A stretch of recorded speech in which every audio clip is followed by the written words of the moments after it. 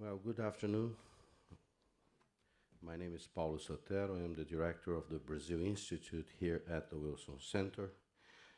On behalf of Dan Sclero, Associate Director of the Potomac Environment Research and Education Center at George Mason University, a co-sponsor of today's event, and of my colleagues from the Wilson Center Environmental Change and Security Program, I welcome you here this afternoon for a new installment of our series on managing our planet that started some years back thanks to our dear common friend Tom Lovejoy, who could not join us today. Uh, Today we will review outcomes of the Rio+20 United Nations Sustainable Development Conference held last June, 20 years after the historic Earth Summit held at the same location in Rio. Thousands of delegates, journalists, and activists left Rio in June after an intense week of meetings with a sense of frustration over the lack of new commitments from leading countries and participants. This gloomy perspective was not, however, universally shared. As a participant in the Rio+20 Corporate Sustainability Forum, which took place days before the official conference, I can tell you that Rio+20 generated also interesting debates and hopeful views and proposals on an array of challenging topics related to sustainability. I hope our speakers will give us a comprehensive panorama on what was not accomplished, and on how to build on Rio+20. We have four excellent speakers with us today, whose short bios you have in the program, along with that Dan. Fred Boltz, Senior Vice President for International Policy at the Institute for Environmental Sustainability and Peace at Conservation International. Fred has to leave early for a meeting scheduled, I understand, by his boss after he accepted our invitation. So I'm very glad and thankful that he could confirm his commitments, be here with us. But I will ask him to go first, and after his presentation, my dear friend Marcia Cota, from the director of Conservation International Americas Division, will take Fred's place at the table and participate on CI's behalf at the Q&A, at the discussion phase. After Fred, we will hear from Jacob Scher, Director of Strategy and Advocacy at the Natural Resources Defense Council, who participted with us in a Rio+20 preparatory discussion with Ambassador Luis Alberto Figueiredo, who led the conference on behalf of President Dilma Rousseff in Brazil. We will hear also from Michelle Lapinski, Director of Corporate Practices at the Nature Conservancy. And then we'll hear from Reed Detchen, Vice President of Energy and Climate at the United Nations Foundations. And then we'll lead the discussions after that phrase. I was hoping that my dear friend Jeff Dabelko from the Environmental Change and Security Program would be here right now. He was just called for a meeting that is probably the final meeting he's having at the Wilson Center, because I wanted to recognize him for all the great work he did for us here over 15 years. He built the Environmental Change and Security Program. Today, we are saying farewell to Jeff.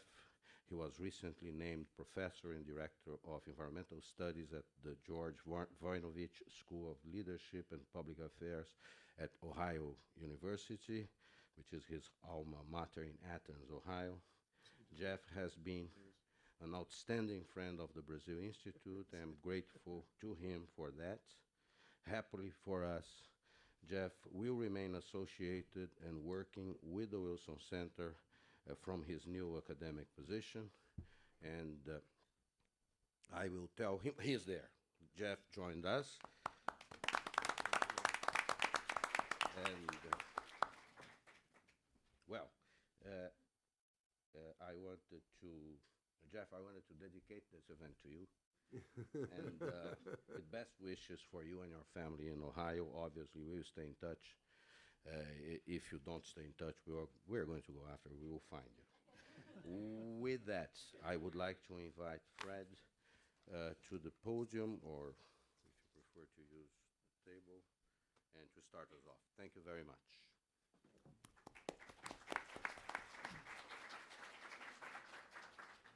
Thank you very much, Paulo. Good afternoon, everyone. I do have a slide that I'd like to pop up there at some point. How can I do so? Should I move it or what? Was it loaded previously? Huh. There?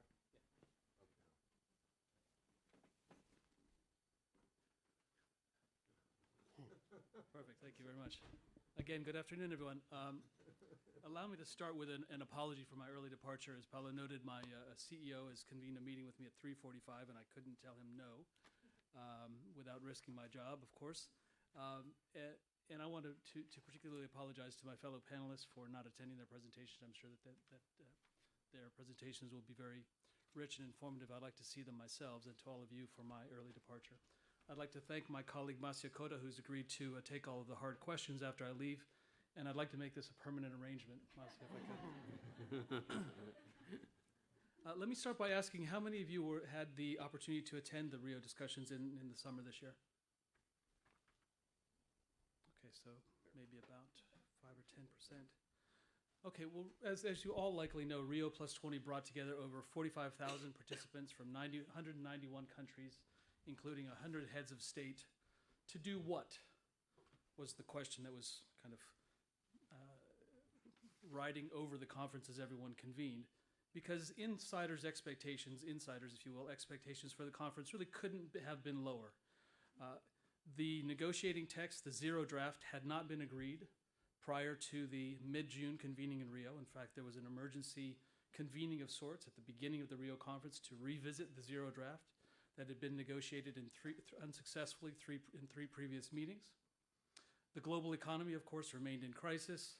Political constraints were certainly going to be a handcuff for at least one very influential nation, the United States. And there was not an expectation necessarily that Rio was going to produce a big splash, a monumental outcome of any sort. Yet there was nonetheless this tension. There was a public aspiration and perhaps an expectation that the conference would deliver actions, financing, and more genuine commitments to resolving environment and sustainable development challenges, despite the lack of progress that had been achieved in the prior year. And everyone, of course, looks for that opportunity, that golden moment of seizing victory from the jaws of defeat. And there were nonetheless expectations for something big coming out of Rio+20 from the public. And thus many left deflated, frustrated, and critical of yet another high-level political hot air session. But practically speaking, realistically, no one should have had high expectations for the session. It was not set up to deliver them. As I noted, there was no zero draft agreed to going into the discussions. The preparatory process was inadequate, arguably flawed, as for the previous year, countries argued over whether or not Rio+20 should be turning a page, focused on a new development paradigm, focused on the green economy, focused on a new vision for the future and new goals, or rather than passing on the earlier phase, taking stock of existing commitments and ensuring delivery on those commitments before moving on to that glorious new vision.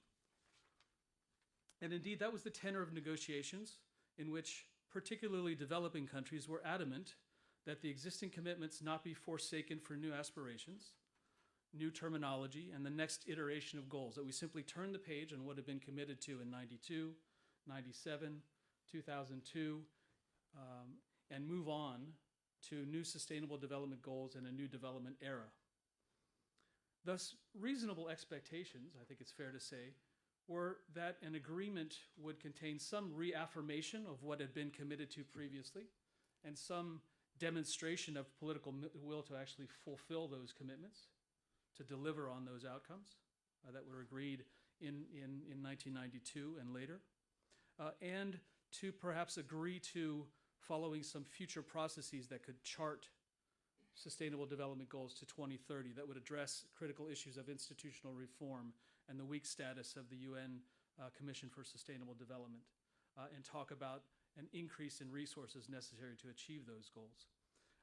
Now, as you all likely know, the Earth Summit of 1992 produced some critical outcomes that the Agenda 21, a development agenda for the 21st century, the Rio Declaration on Environment and Development, the Statement of Forest Principles, and it it opened up the process for signature and agreement to the UN Framework Convention on Climate Change and the UN Convention on Biological Diversity. These all remain relevant, and none of them are fully implemented.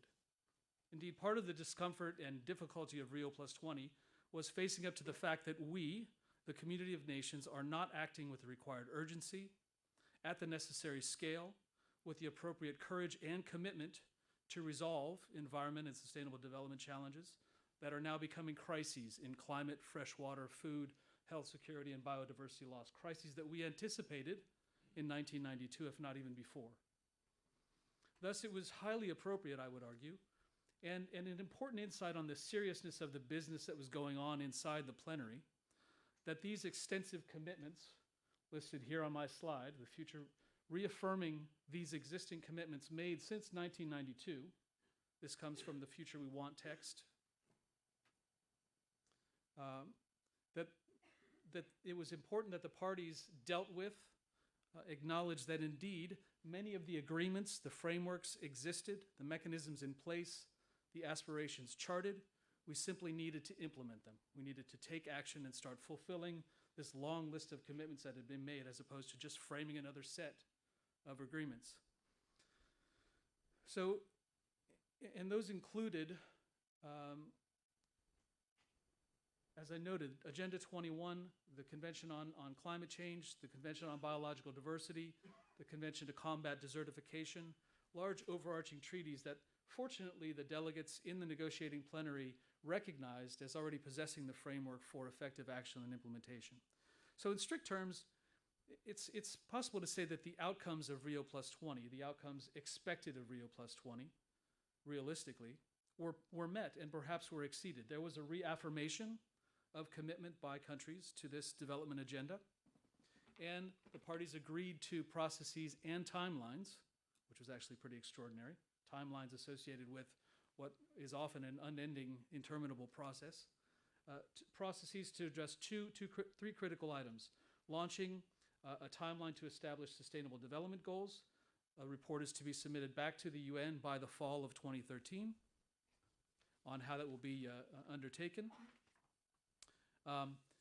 Establishing a universal intergovernmental high-level political forum, there's a mouthful, universal intergovernmental high-level political forum, which will eventually replace the UN Commission on Sustainable Development, which has been judged as rather ineffective. It certainly doesn't have the status of the ECOSOC, of the Economic and Social Commission, and that is set to convene for the first time in the fall of 2013, and agreeing to a process to identify the financing necessary or the means of implementation for implementing the Sustainable Development Goals by 2014.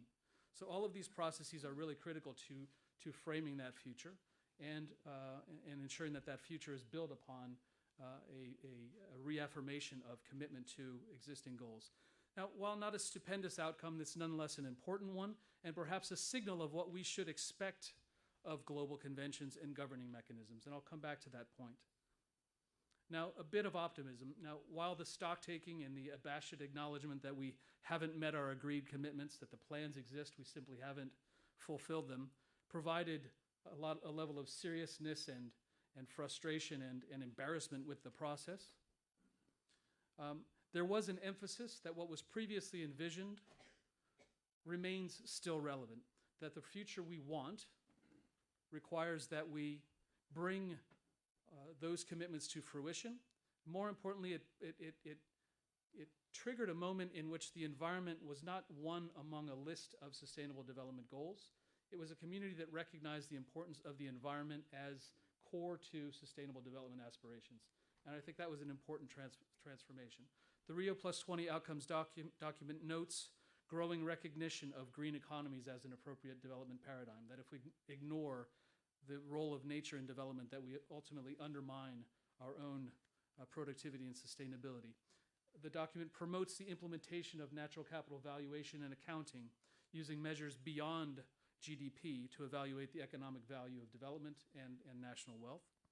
And importantly, it recognized the critical role or the critical need to more effectively manage the oceans and set a 2-year timeline for policy decisions under the UN Convention on the Law of the Sea and on the Working Group on Biodiversity Beyond Areas of National Jurisdiction, or the high seas, managing that global commons. So there's some key additional points of progress as well. And certainly the recognition that we need to manage and conserve our oceans is long overdue. What's next? What's next? I think it's actually quite important, and this to me was a turning point, that we must recognize the strengths and the limitations of global governing bodies and agreements. These are there to frame our common goals and actions, to provide a basis for cooperation and exchange. They're not to define the extent of our efforts. They're not to provide governance and oversight of implementation, monitoring, distribution of funds, all of the actions necessary to achieve those development goals. They frame our common vision, our common commitment. The future will be led by coalitions of willing nations, progressive businesses, and engaged public and civil society. The Sustainable Development Goals and the institutions established to track and enhance their implementation are not the full extent of our response, not the sole mechanism by which nations are to act, and not a regulatory platform or a governing mechanism, which will never work, frankly. No nation is going to accede to a global governing body to oversee its sovereign interests. Rather, the future we want must be guided by a common understanding of goals, thresholds of change, urgent timelines, and tipping points, and provide that basis for cooperation and voluntary action. And voluntary action, I know a couple of my colleagues on the panel will mention some of the specific voluntary actions that came out. In fact, many in Rio said that the side events were the main event in Rio, that what was happening outside of the plenary halls in discussions among corporate leaders, civil society leaders, and governments was much more important than progress on the text itself.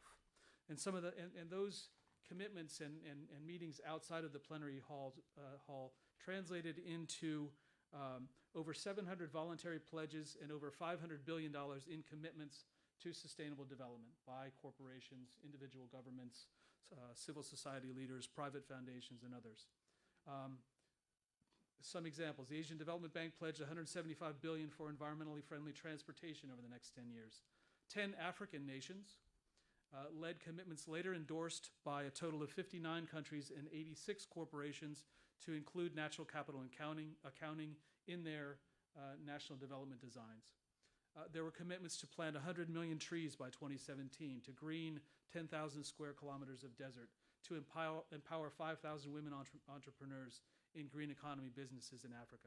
And these are quite important. As I said, I think these note a turning point in recognizing that the onus of fulfilling those sustainable development goals that we all agree upon is upon all of us, not merely the nations that are elected to lead us and to negotiate in these often conflictive fora, but every part of society and every individual.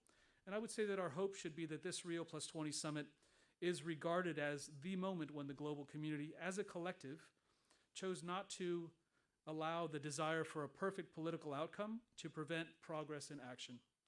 When we recognize that prior agreements on climate, biodiversity, poverty alleviation must be implemented, but with much greater urgency, and that the future we want depends upon urgent, smart, collective action with all nations part of the solution, and our actions not determined by the extent of what we can agree upon in a global political negotiation, but the recognition that the tools are at our disposal and that we're all responsible, all nations, all people, for building that better future.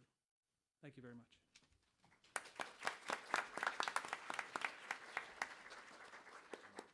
Thank you very much. As we prepare to hear from Jacob, let me add one information. This event is being webcast live, so those of you that are following us on your computers, etc., we have in Mason University set up a Skype address to receive your questions, and then we'll manage those at the next phase. The Skype address is Our Planet 2012. Again, Our Planet 2012. So send your questions and then we'll read them. Thank you very much. Now we'll hear from Jacob Scher, and I would like to invite Marcia to join us when you feel like it. Good afternoon. It's great to be back at the Wilson Center. As Paulo now mentioned, I was here last November as a part of a program which featured Ambassador Figueiredo Machado, who was the lead for Brazil. So it's great to come back after having spent a long year on the road to Rio. I'm an attorney and an advocate. I've worked for many years on a broad range of global environmental challenges, and I was at the first Earth Summit in Rio in 1992. And then I was very involved with an NRDC project called Earth Summit Watch after Rio, in which we made really a systematic effort to try and really understand the impact of that first gathering, which was substantial. It had impact not only in terms of the creation of new international institutions and structures, some of which Fred mentioned, but it had a profound impact in many nations and sort of stimulating the beginning of real discussions in many countries about the relationship between the environment and development. It also had a big impact on corporations. And as I saw over the last year, it was very interesting, I met many people who said to me, you know, I was in high school or college or graduate school in 1992, and it was that Earth Summit in Rio that really got me thinking about these issues and moving forward. So I've been a big believer in the importance of these gatherings and their potential impact as we really deal with really one of the most challenging issues we as human beings face, which is how do we protect and preserve a planetary home for now 7 billion people. I was also very involved in the preparations for the Johannesburg Summit in 2002. I was in Copenhagen in December 2009 for the Climate Summit. And then in June of 2011, about 14 months ago, NRDC launched our Race to Rio campaign. And I worked for almost an entire year on the Rio Earth Summit in cooperation with my colleagues at NRDC and with individuals and organizations all over the world. I was in Rio in June, and I was very honored to be part of the US delegation as a private sector advisor. NRDC had a great team there that was led by our president, Francis Beinecke, and our executive director, Peter Lehner. So what I'd like to do today is sort of talk about what our vision was for Rio and sort of what we saw coming out of it. I found that Fred, I can assure you this was not rehearsed because a lot of the points that I were going to make have already been made by Fred, but let me go ahead. Okay. Actually, last November when I was here, you know, I talked about what our vision was for Rio. We were really as I indicated, we've been very, very involved in previous summits, and we really wanted this summit to be different. As Fred indicated and showed in that slide, the reality is we've been talking about these issues for many, many years. There were literally dozens of treaties and plans of actions and pronouncements. So we wanted this to be a summit that really was about implementation. And we were looking for actions not only from national governments collectively in the terms of additional new agreements, but we were looking for countries to be working to talk specifically about what they were going to do, but not only national governments, but also local and state governments, corporations, and civil society. We thought it was important that there be a political document coming out of Rio, and we were hoping for about 10 pages that would be a real clarion call to the public about the urgency of the problems we face, a document that leaders actually might read and embrace. And then finally, we were eager to see the UN create kind of a central registry where all of the non-globally negotiated commitments that were being made in Rio could be registered and hopefully enable the public to hold the leaders accountable for those commitments. As Fred indicated, one thing about Rio is that it was truly an extraordinary gathering in terms of both its scope and scale. It was one of the largest such gatherings in the history of the United Nations, and you can take a look at these statistics. There were literally thousands of people there. I've heard estimates as many as 200,000 foreign visitors in Rio during that period. There were many people that came to Rio from all over the world and never got close to the official venue, and were engaged in literally thousands of conferences, workshops, and different venues all over the city. Some describe Rio during this period of about 2 weeks. It was sort of like a 500-ring circus, or as though the internet had come alive. And so, given the complexity and the variety of activity in Rio, I was very dismayed to see so many people come up with snap judgments about what had happened there, whether it was success or a failure, what its impact. And I think the reality is it's going to be some time before we really understand the impact of this particular event and activity. So what I'm going to do today is just very quickly share some reflections with you, and I'm only going to go from A to D and not A to Z, but let me go ahead and get started. The first really is on this whole question of actions. You know, I've already spoken a number of times about Rio, and I've been really pleased to see how many people are interested in what happened in Rio, and it's absolutely great to see all of you here today. But I've been really dismayed by the fact that so many people had made up their minds that Rio had either been a flop or a failure. You know, too many of the observers focused way too much on really the outcome document, which I think most people would agree was rather uninspired. And they overlooked the fact that there really was a major shift there and real progress that took place. And I think that's sort of a theme that Fred mentioned, and I will elaborate on it. You know, in terms of, short-term politics and the traditional way of looking at these meetings, it's really easy to see why people considered Rio to be a bust. Top leaders of the United States, the United Kingdom, and Germany didn't show up. There were no treaties signed. There were the creation of no new major agencies, no new major funds created. We heard a little bit about the Sustainable Development Goals. There was really a hope that there would be a set of Sustainable Development Goals agreed to in Rio. This was a proposal put forward by the government of Colombia with strong support from Brazil. But in the end, there were hours and hours of discussion about the SDGs. But in the end, the governments couldn't agree. One commentator complained that the outcome document was just filled with too much language of the sort that you saw here, which just merely reaffirmed the earlier commitments that had been made by governments to deal with sustainable development.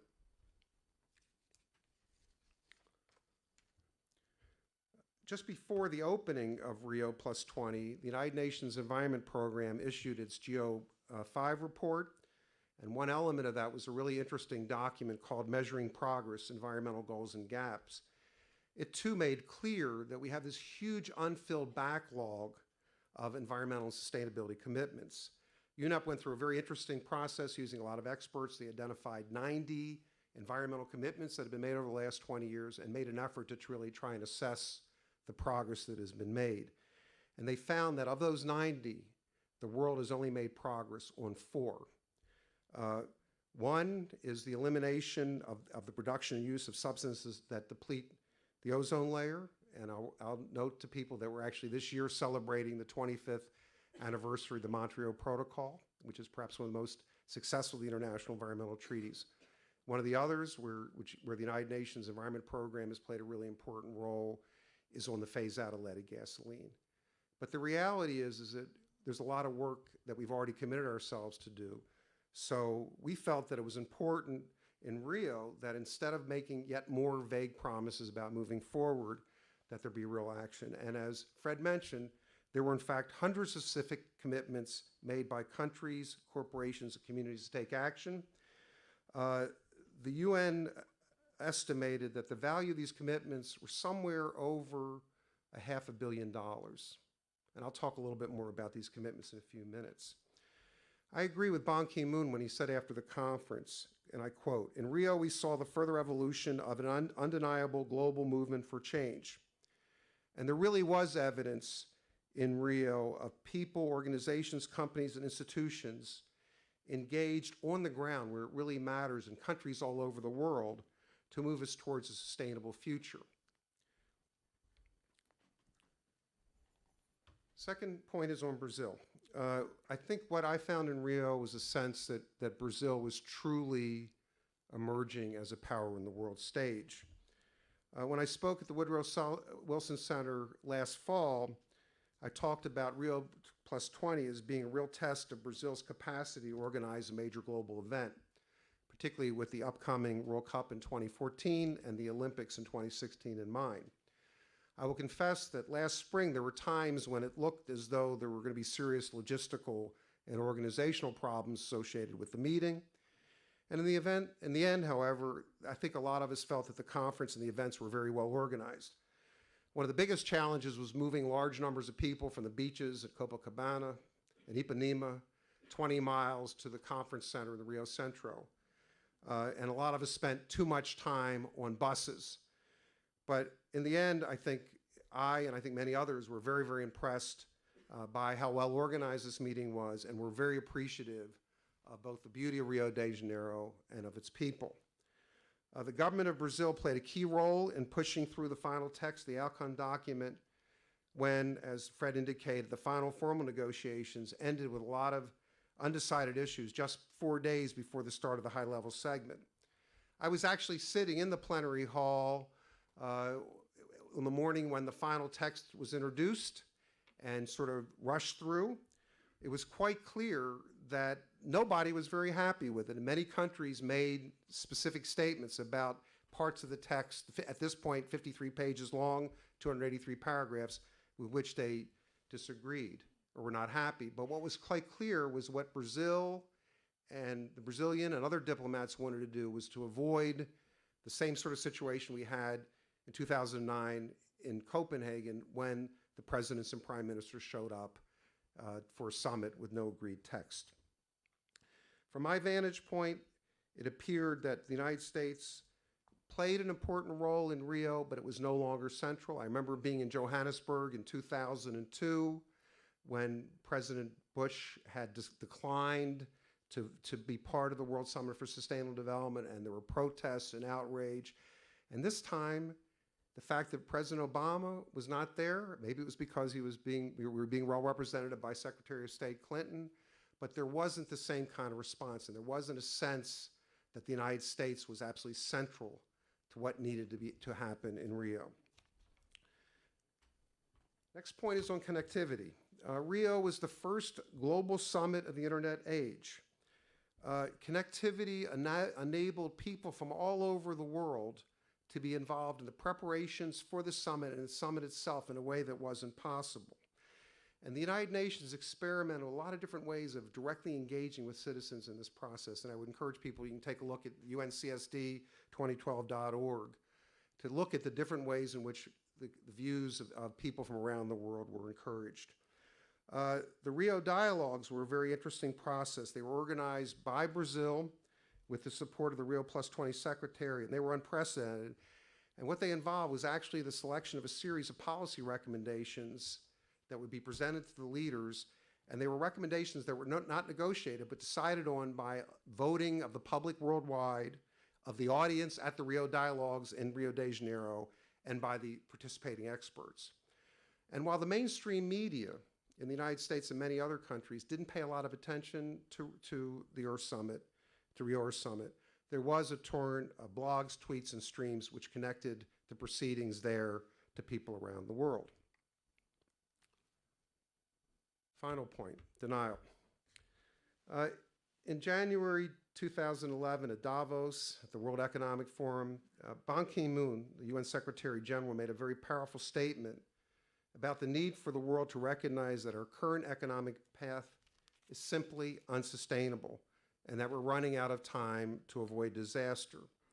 Last November, we hit 7 billion people on the planet, and there is growing evidence that we are bumping up against the capacity of our planet to meet our needs and to absorb our pollution.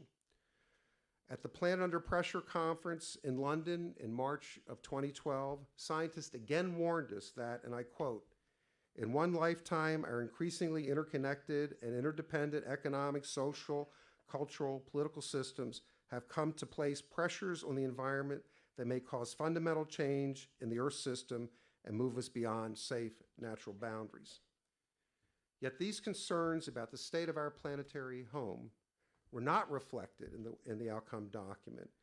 And it appears that our top political leaders are so beset by immediate economic and political problems that they are in denial about the urgency of the global environmental challenges we face. And I must confess, I was disappointed that Rio+20 did not capture the attention of the public around the world in the way that the first Earth Summit did 20 years ago. So let me turn now to what really I think is the major, most important result of Rio+20. It's what we're calling the Cloud of Commitments. Here's our website. It's thecloudofcommitments.org, which was launched just before the start of the Rio+20 Earth Summit. One of the major objectives here was to pull together in one place all of the major non-globally negotiated promises made in Rio. And we hope to make it easier for the media and the public to see the scores of initiatives, partnerships, and coalitions that committed and other specific actions which had been brought by Rio. And this was the real results. I think one of the problems we have today is that we've conditioned people to think about really huge problems like climate change, biodiversity, sustainable development, and then that there's going to be some big, simple solution, a new organization, new institution, a treaty, when the reality is that if we're going to bring about a transformation to a low-carbon, sustainable future, it's going to have to occur as a result of specific actions in corporations, communities, and countries around the world. What we did with our initial idea, as I mentioned, is we were hopeful to have one single registry or platform for commitments in Rio, but what became really quite clear was that there were many platforms and registries, and I've put the logos up here of some of them. And you're going to hear more from probably one of the most important and successful from Reed Dutch in a few minutes about the Sustainable Energy for All initiative. And in the end, you know, there were literally hundreds of these initiatives on these different platforms. And let me just show you examples of a few. This is one by Microsoft, which made a commitment to go carbon neutral by 2013. Microsoft is a big corporation, but if it can follow through on this commitment, it'll have an impact not only on its own operations, but set a model for companies around the world. Here's another example of another commitment that we chronicled, which is with Aruba, working with the Carbon War Room to basically transform its energy base. This is a really important one, this third one here. This is from the Consumer Goods Forum, where you have some of the largest retailers and manufacturers of the world that have made a commitment to get deforestation out of their supply chain in the next 8 years. Some of these are absolutely huge, and in some ways, they would, in terms of their potential impact, are as big as some of the intergovernmental agreements we've also been talking about. So let's talk a little bit about the road from Rio. When people talk about, I like to show this picture. This is a group of young folks that were invited to come sort of behind the stage and to meet with Hillary Clinton, have their picture taken with her. And these were all young Americans, and they looked so, and they sort of stood there for about 45 minutes waiting for the Secretary of State to come in, say a few words to them and have her picture to them. And I walked up to them, I said, I can't resist. You look so great, I have to have my picture taken with you. But I think if you look closely, you'll see that, yes, there were people that were not happy with the results. But I found that for people that were in Rio de Janeiro, it was inspiring. It was encouraging. And I think that part of the message that, in fact, is that really there is a movement for sustainability worldwide. So let me just talk briefly about sort of where we go from here, and I've just made a few points on this. First, you know, the United Nations, as we move to this world where we're moving away from from focus on yet more goals, more treaties, more plans, to actual implementation. And we're looking at non-globally negotiated commitments. We need a structure to record them and hold them accountable. The United Nations has, the Secretary General has a mandate to create such a registry, and I think it's really, really important that it be done right, because I think this is the delivery mechanism for meeting the Millennium Development Goals and the Sustainable Development Goals.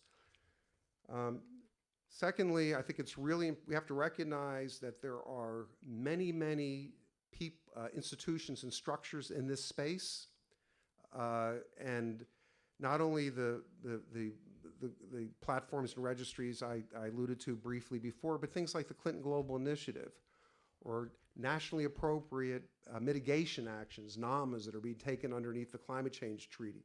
In other words, we're moving increasingly to a world in which a lot of individual countries and corporations and communities are making commitments. Cities are extraordinarily important. How do we monitor those? How do we record those? And so we're very eager to kind of stimulate a dialogue amongst all these different platforms to figure out how do we really increase our metrics so that we know what's going on, and so we can start really measuring the impact of these activities against the needs and our broader goals. Finally, then we need to create a kind of a network of civil society organizations that are really focused on some of these cornerstone commitments. You know, I think one of the major problems is in a sense, we've made it too easy for politicians to make promises for which they'll never be held accountable. And so what we need to do is to really focus on what we're calling the cornerstone commitments. Some of these are real game changers. And it's really important that civil society put pressure on countries and corporations to follow through on their commitments. And then finally, you know, is this whole question of the Sustainable Development Goals. The UN is going to go through a process now, which is called sort of looking at the post-2015 development agenda, which will set goals for where the world is going to be in 2030. We're at a point now where I think it's absolutely critical that we say, okay, it's great to set 15-year goals, but we have to figure out a way to get people to start acting now, to sort of front load this process. Because the simple reality is that we are running out of time. Rio, I think, did not get the kind of global attention that, Rio+20 did not get the kind of global attention that Rio got 20 years ago, and I think that's unfortunate. I think we lost an opportunity to remind all of us that we actually do live on this planet. A lot of the big issues, like how are we going to feed 9 billion people, how are we going to deal with climate change, how are we going to meet people's water needs, how are we going to bring another billion people or 2 billion people out of poverty without really overwhelming the planet's natural systems. Those issues were debated and discussed at Rio. We made progress, but there's obviously a lot more to be done. Thank you very, very much.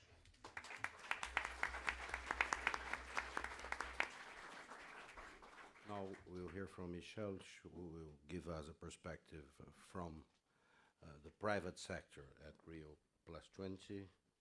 And I believe just one remark, the area where the conference took place is the same area in Rio where the Olympic Park is going to be built, or is starting to. They're starting building that. And one thing that Jacob mentioned about 2014, everybody gets very exercised about the infrastructure, as John and others know. And in Brazil, obviously, we are also very worried about that, but we are mostly concerned. It's not about the infrastructure. It will be there. The teams, the games will take place. Our concern is about our team, because we cannot lose that one. Okay? Yeah.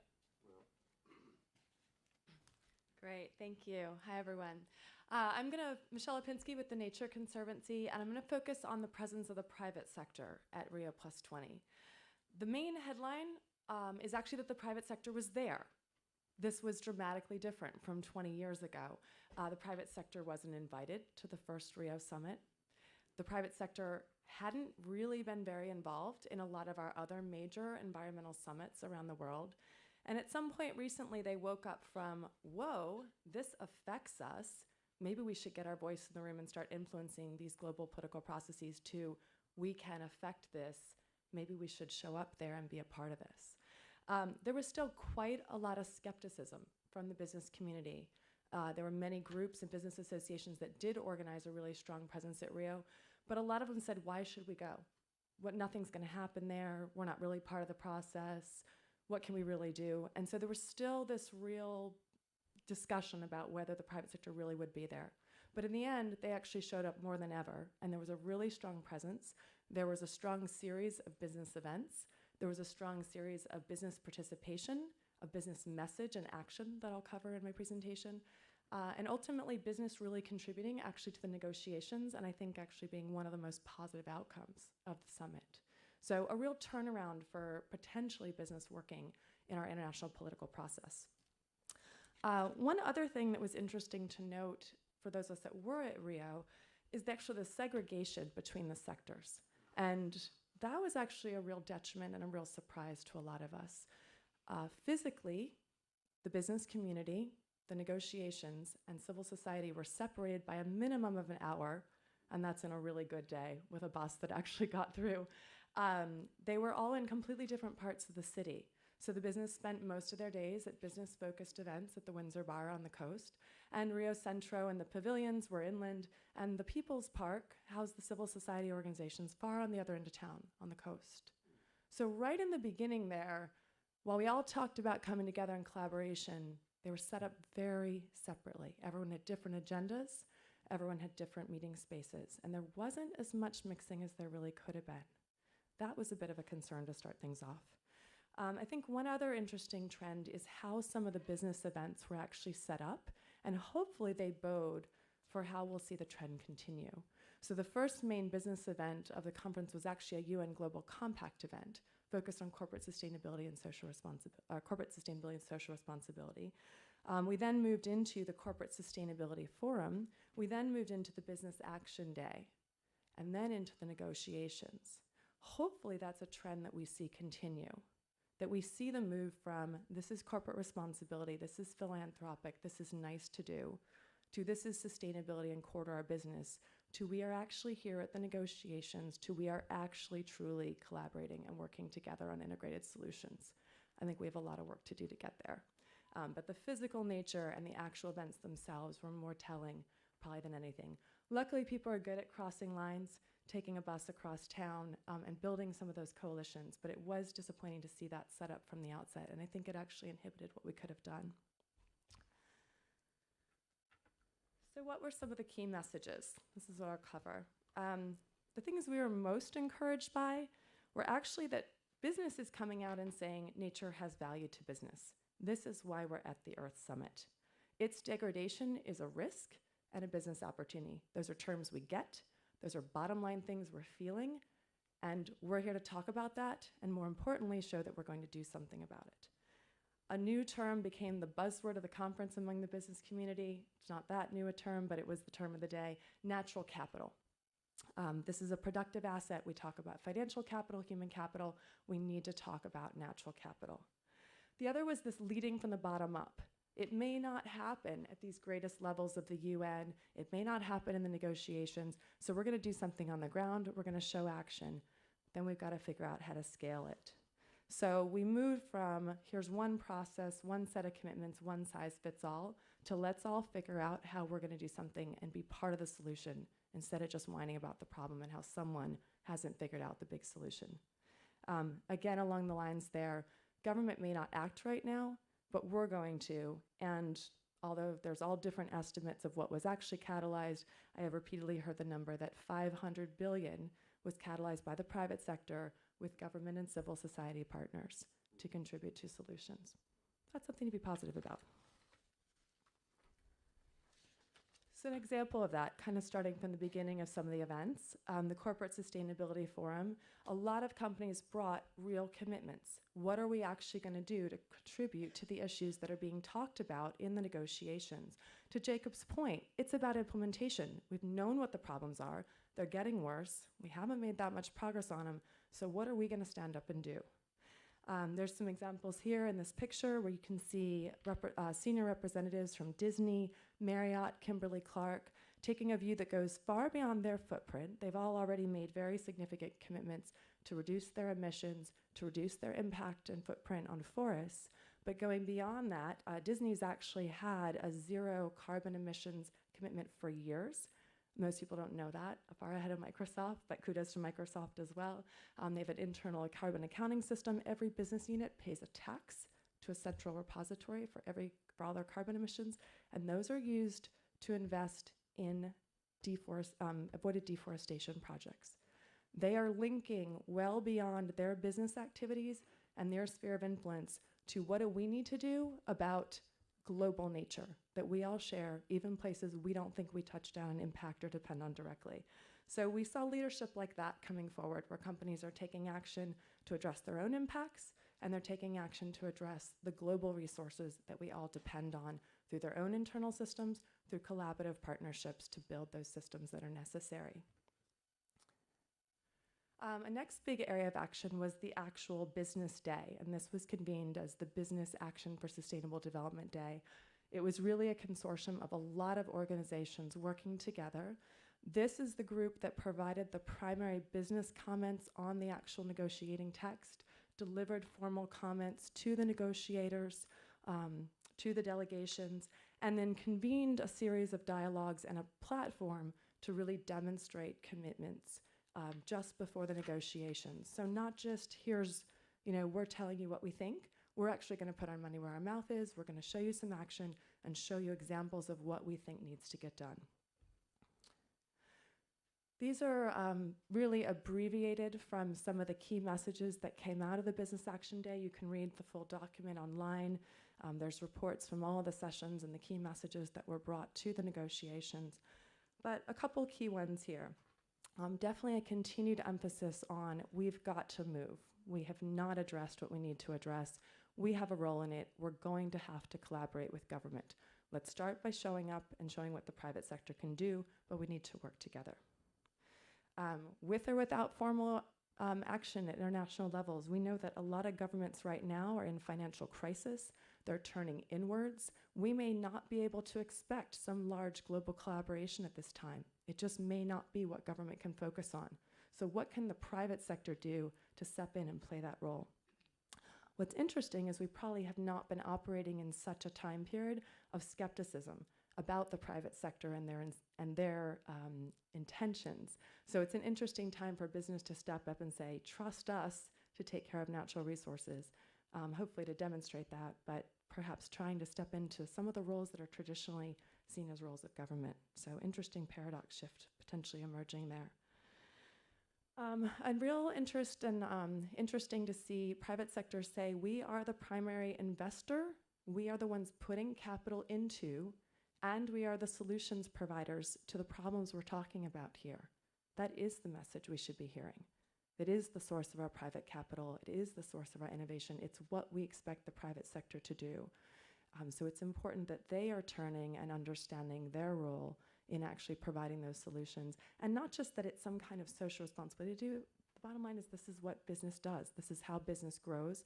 They solve problems. They bring us solutions to problems. They make a profit at it. That hopefully catalyzes more innovation and makes all of our lives better. But if we have them turning that innovation and attention to solutions that support our natural structure, our natural resources, all of our lives could be better. Again, the need to scale up collective efforts. So unfortunately, most of what we ended up seeing in business action were really pilots, new commitments, one-off. This company did that, this company did that, maybe a coalition of 10, 20 companies together. That's not scale. And the businesses acknowledge that. They recognize that there's some good things brimming, but we're really in the pilot stage. They felt like we've got the technology, we've got the skills, there's a gap in implementation, we're not scaling. And there probably wasn't enough dialogue about how to get that done, so that's probably where we really need to focus now that we've come out of these meetings. And then lastly, one of the keys that they really pointed to in terms of implementation was local level. They're seeing local government stronger. They're seeing local government is more in touch with the issues and thought we need to start there. If we start locally, we'll be able to scale those solutions up. We'll see examples that are real on the ground, that produce results that businesses and people can see. They can see the change and the benefits, and that will help them scale.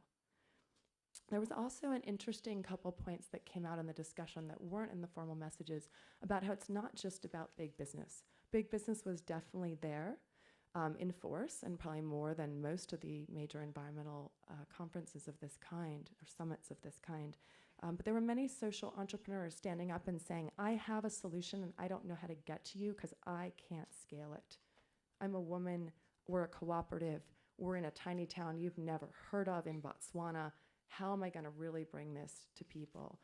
So there were some really good connections that were being made to what existing platforms are there, what role could the private sector play in creating additional platforms, what role could government play in creating additional platforms that really do help more social entrepreneurial solutions become more visible, attract capital, attract what they need to scale.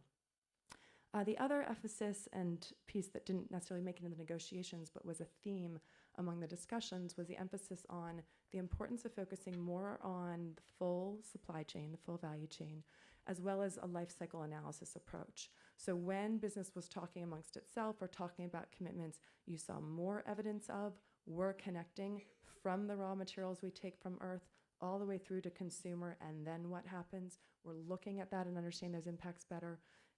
We're using that life cycle approach much more than we have, and there was a real emphasis that this needs to continue to be the frame in which we make commitments. That's how we were going to truly understand how to solve some of the major natural resource issues that we're having. Interestingly, there was a real dialogue between business and government, and many governmental representatives actually came into the business sessions and said, what would you tell government to do? Which is pretty open and a great dialogue to have in those sessions. So here's a few of the key points that I heard and that were reported in some of the documents about what business asked of government. First and foremost, establish and support clear and flexible regulatory and policy frameworks. You'd be surprised, and many people remember the coalition of US CAP and others that were successful in actually bringing a motley crew of actors together and saying, we want a price on carbon. There were those discussions across international communities. There was a whole variety of levels of what could government do to actually start putting a value on natural capital or start managing ecosystem services beyond political boundaries. Really, in some ways, very wild concepts, but very important ones to think about creating policy frameworks that enable a business to take action, that go well beyond a natural resource any one business or one sector depends on. So we're going to see, I think, business continuing to ask for government to create a framework that gives it the room to move and to innovate and recognize the value of natural capital. Government continuing to participate in collaboration and partnerships. There was an interesting point about the role of government in developing a multilateral framework to support the progress and scale up of business. I think this is one of the points I heard repeatedly without much behind it. I think there was a strong emphasis on it in a lot of the text, but then not much of what does that actually mean? What would that really look like? So it'd be interesting to see if some of the people who propose that come out with some real ideas of what that could look like, whether we do need a multilateral framework, some kind of larger process, or whether we, to Jacob's point, have a lot that's already there and we need to carry it through, implement it, and hold ourselves accountable. There was another push again on this level of where's the money coming from? Governments are seen as the ones who make the most significant decisions about our infrastructure, our roads, our pipelines, our energy transmission, our ports, where it goes. And their choice to evaluate natural infrastructure and the role it can play could make a really big difference in actually supporting the health of our natural systems that we depend on. Do they go and invest in levees and seawalls, or do they invest in the reefs and wetlands that actually might cost less upfront and less longer over time? That's something that is really new for governments to think about. There are some really interesting projects that are underway to pilot that and try and demonstrate the comparison between what can be called green or gray or natural and man-made infrastructure. And many wanted to call on governments to say, you need to lead here. You're making those infrastructure decisions, and we can't keep putting concrete where nature's doing a better job. And then there was a strong point about elevating the role of environmental ministers, whether it's what meetings they attend to or whether they are seen as and positioned as highly as a finance minister, but Getting finance ministers to Rio and getting environmental ministers to financial conferences was another theme that the business brought into it. So I've mentioned this concept of natural capital. I think this was one of the real new buzzwords and one of the key things that the private sector brought into Rio. This is something we've been hearing about in different ways at the World Economic Forum in Davos each year, where they have a very significant theme around resource scarcity. The reason companies are talking about this is it's hitting their bottom line. There are enough Fortune 50 companies that have suffered some kind of disruption to their freshwater supply, to other natural things they depend on, to storm surges that have taken out some of their operations, that they've had to report this to shareholders. It's actually hitting them on a quarterly basis. We talk about 3 months not being able to tell anything. Well, guess what? Nature and net resource scarcity isn't a long-term issue anymore. There are companies reporting this quarterly. And they've really woken up. It's a big deal. It's a big change. And they're getting that nature is providing things they depend on, whether it's water treatment, water cooling. Sometimes nature is just much more efficient and cheaper. And when we lose those systems, the companies aren't figuring out how they can provide concrete at scale to solve what was done before by nature. They're getting that connection that the trees upstream are actually what captures the water that they use in their factories downstream, let alone that all the cities and others depend on. So this was a really interesting theme for business to be talking about. A couple just examples of how that was brought into the discussion. One of the key commitments made was something called the Natural Capital Declaration. This was many financial institutions talking about the role of natural capital and making commitments to value that, to look at it in their assets, to evaluate what they invested in differently.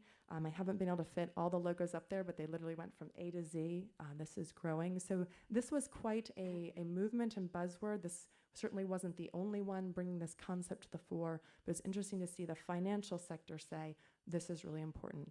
There was a lot of talk about changing accounting standards. Most businesses reported back, we're barely getting our arms around what natural capital means and how we incorporate it into our own cost accounting systems. How do you compare net present value of natural capital versus traditional methods? There's a lot for us to figure out there. You go a long way from changing accounting methods, but nothing like looking ahead and seeing what the opportunities are. So this was an interesting, really new take and a lot of financial sector participation. The last example I'm going to share of private sector commitments also related to natural capital is one that we participated in.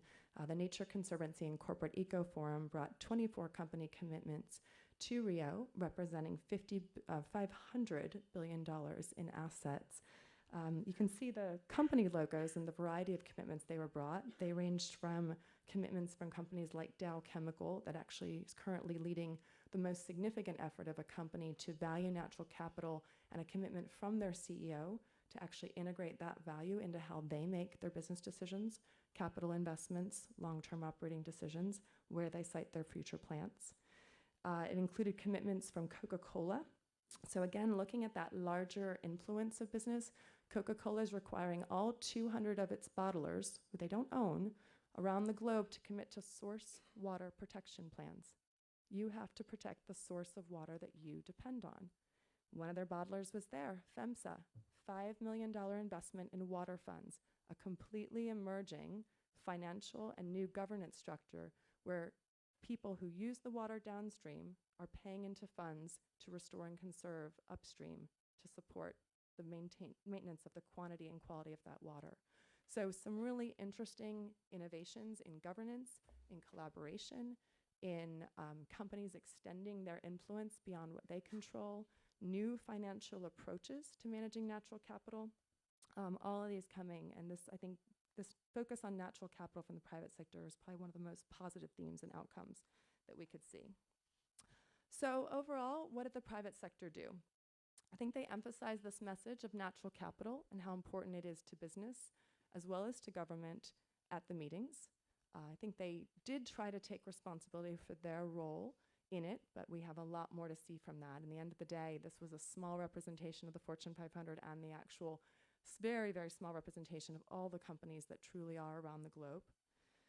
But the message that nature has value and that we need to invest in natural infrastructure was key. And if it starts here and this seeds greater influence, then we could actually be on a positive path. Do we have more than we came in with? Perhaps. The real work remains to be done. We have to see much more action than 24 companies, even if they're representing 500 billion in assets. But I think we did get some positive commitment and at least business coming and saying, let's talk more action, and we'll start by showing you some of what we can do.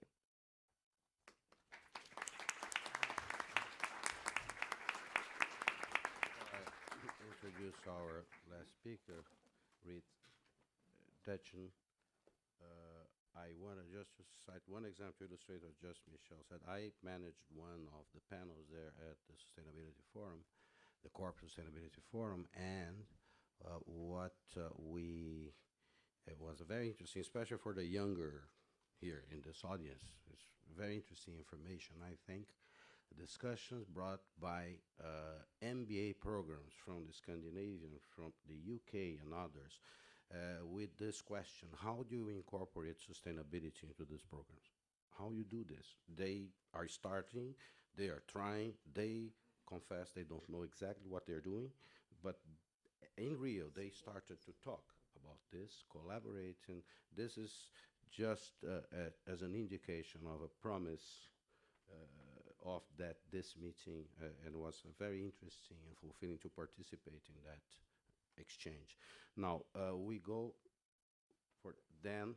Now those interested in asking questions, please go ahead. And so before just stay with me here just for 1 second. I have to read one final piece of information if I can find it. Yes. I'd like to share with you one important information about what we are doing at the Wilson Center in the general area of environment. The Wilson Center has created last month a new program to study the impact of global changes such as population growth, resource scarcity, urbanization, migration, and economic development, and from their environmental and health to their security and economic well-being. The Global Sustainability and Resilience Program here at the Wilson Center, that's the name of the new program being put together, will be led by our friend Blair Robel. He will leave shortly his current position as director of the Center's Cannon Institute for Advanced Russian Studies. The new program will combine and build upon ongoing contributions to the field by the Center's Environmental Change and Security Program, Global Health Initiative, China Environmental Forum, and Comparative Urban Studies Program. So I thought that it would be interesting that you have this information, because we'll see more activity, integrated activity by this program here at the Wilson Center. Then, please. Before our last speaker today, I want to apologize for those of you who are watching this in a recorded mode. We have a live webinar, but we're having some technical difficulties with the live part. However, we have a number of people who are down in second overflow room. This is our most popular event ever for the Managing Our Planet series. And so those of you in that room right now, hi. You can send your questions. There are two graduate students from George Mason that are in the room with you. Ashley, you can stand up or raise your hand, and Kit. Please feel free to direct any questions you have to them, and they will type them in really fast, and that will hopefully be showing up on my computer when we have a question and answer period. And others who might be watching this in real time, if we've got it up again, Our Planet 2012 2012 is the Skype address in which you can send messages if you log into Skype. So feel free to do so. And without further ado, I invite Reed's comments.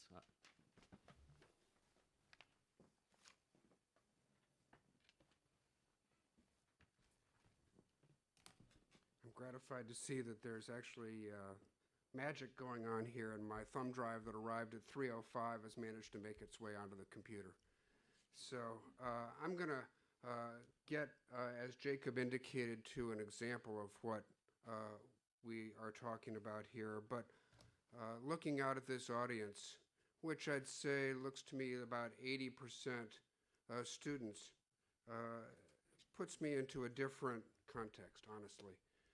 This was Rio+20, 20 years since the Earth Summit, as Jacob described it. And You guys, I would say most of you were at most in grade school at that time, and probably not even that. And 20 years from now, you'll be up giving this talk, and another 20 years later, you're going to be saying, what did we accomplish? And that puts us in 2050, and I think that what we've been missing from this conversation, if I could project what I would want to hear if I were you, is some sense of urgency and concern about the future that you face. As Jacob said, we're running out of time, we're running out of planet, we're running out of atmosphere. And the one thing you'd have to say about Rio, we made some progress, but we didn't come anywhere close to grasping the urgency of the reality that we face. And what does that mean? What does that mean for you? What does that mean for us? Well, I think that the bad news, in a sense, is that agreements don't deliver outcomes. If we've learned one thing in the last 20 years, it's that we can agree to a lot and deliver very little. And that's pretty depressing when you put it that way. But the good news is that the discussion of this, the urgency we feel that shows up in these conferences, shows up in the context of our political dialogue, is leading to a movement towards sustainability that we heard about from Michelle, even from big multinational corporations whom you wouldn't necessarily think would be the first people doing that. And why is that happening? It's because of you and the people like you who are moving up the generational chain. And you are driving the markets. You are driving the market demand. Yes, it's true, as Michelle said, there are economic factors that corporations are starting to realize in terms of their supply chains, in terms of the availability of water that they need and so forth. But what's the most important thing to any business? The most important thing to any business is the people that it has running the business, the people it can recruit from out of this room, the smartest young people that they can find. And when those people are coming in for interviews, they're saying, we want to work for a company that is organized around sustainability. We don't want to be part of the problem, we want to be part of the solution. And so you're entering the workforce and you're carrying those values forward into the business community.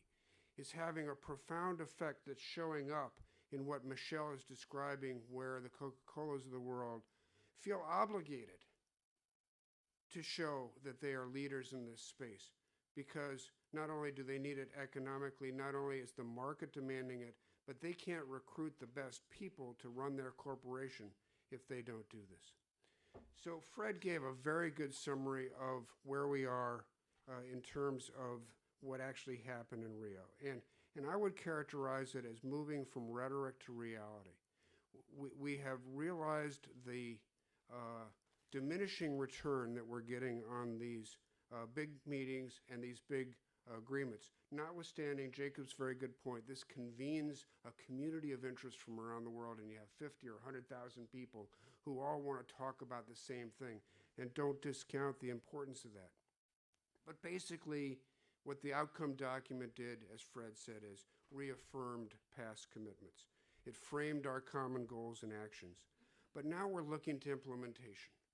And I think whether you're talking about the climate talks or these talks about sustainable development, you have to find the basis for voluntary action. You have to find the reason that people will do this, because, let's face it, there are no armies to invoke these treaties. There are no armies to enforce countries to do what they don't want to do. This has to be based on political will. And so how do we create the political will to act? Well, one of the ways that Rio was contributory, is that we have to, at least at this point politically, take on bite-sized chunks. We have to do what can be done politically, and then we have to enlarge what can be done politically so that we can think more bravely and more boldly. And what we do by these small steps, these, you say, well, what are these commitments actually going to contribute to a problem that the planet is running out of time and space and air? how are these seemingly little things going to make a difference? Well, they're creating the political permission to act. Politicians don't act without demand from their publics, or at least permission from their publics. And right now, they don't feel that. They feel that they're in a contentious situation. And we have to show that it can be done, and benefit people, benefit businesses, and give them the political permission to take the next steps. So I'm gonna go a little bit through one example and why energy. Well, this was the conference on sustainable development. And think about those two words put together. It actually shows up in political tension when you actually get together, because some countries care about development and some countries care about sustainable. And putting them together is not as easy as it might seem. There is a lot of pushback, in fact, from developing countries who don't want to be constrained in their development path by some Western idea about how they ought to do that. And similarly, we can all look at the emerging economies, particularly China and India, but it goes down to the next level of Brazil and South Africa and Indonesia, and that's where the growth is occurring. And if we don't make that sustainable, really we will run out of time and space and air. So the Secretary General, to his credit, has taken on this initiative of sustainable energy for all. It led to the General Assembly declaring this year, 2012, being the International Year of Sustainable Energy for All, and the Secretary General leading it. Now, why is energy important here? Well, you can't have development without energy, if you think about it, and you can't have sustainable development without sustainable energy. So if you want to get to sustainable development, this is the first building block that you have to start with. And he set a goal, let's get there by 2030. 3 objectives. Number 1, universal access to modern energy services. 1.3 billion people have no access to electricity. 3 billion people in the world are still using wood and charcoal and animal waste to cook and heat, cook their food and heat their homes. And this has got serious health effects. And obviously, if you don't have electricity, how are you going to participate in a modern economy? Number 2, double the global rate of improvement in energy efficiency. The easiest thing we can do is stop wasting the energy we're producing. If energy is fundamentally, if the use of fossil fuels to produce energy is the single biggest contributor to climate change, the first thing we can do is stop wasting so much energy. And the second thing we can do is start to move toward renewable energy, clean forms of energy, so that we're not polluting the planet as we are attempting this economic development. So the 3, to a certain extent, break along those same lines of development and sustainable, but they actually fit together quite well. And I'll just give one example about how that is. If you're in rural Africa and you have no access to electricity, even 10 years ago, the best answer, apart from a diesel generator, which is still the competition, was a solar panel as big as your roof, practically, that might cost several $100s, maybe even $1,000, and would power a few light bulbs. Well, because the light bulbs have become more efficient, and you now have LED flash lights, now you can have a power source that can occupy the space on a lantern. So you have a lantern with its own solar panel. You don't need to have that big solar panel. Instead of paying hundreds or $1,000, it costs you $20. Now it's something that you, as a poor person, can afford. And oh, by the way, it can also recharge your cell phone, which you've managed to acquire. And now you've got something that's really attractive. So renewables, efficiency, access, they really do go together. What are some of the key messages? I've mentioned sustainable energy is necessary for sustainable development. Similarly, I think that the example I just gave showed how we can combine these to provide solutions so we can reduce energy poverty even as we're driving economic growth. Now, one of the things that we were proudest of in Rio is that in the run-up to this event, we've been at this initiative for since September of last year. And there was a lot of question, as I said earlier, about whether developing countries would participate or whether they would see this as another condition on their growth, another condition that Western countries would say, well, you can only grow this way. But in fact, as they understood that we were aiming at common objectives, we saw 55 countries already come forward, say that they want to participate in sustainable energy for all.